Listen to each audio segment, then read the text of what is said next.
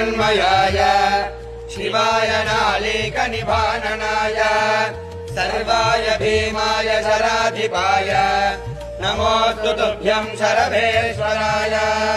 हराय भीमाय हरिप्रियाय भवाय शान्ताय परात्पराय मृडाय रुद्राय विलोचनाय नमोऽस्तु तुभ्यं शरभेश्वराय शीतांशुचूराय दिगम्बराय सृष्टिस्थितिध्वंसनकारणाय जटाकलाभाय जितेन्द्रियाय नमोऽस्तु तुभ्यं शरभेश्वराय कलङ्ककण्ठाय भवान्तकाय कपालशूलाट्टकराम्बुजाय भुजङ्गभूषाय पुरान्तकाय नमोऽस्तु तुभ्यं शरभेश्वराय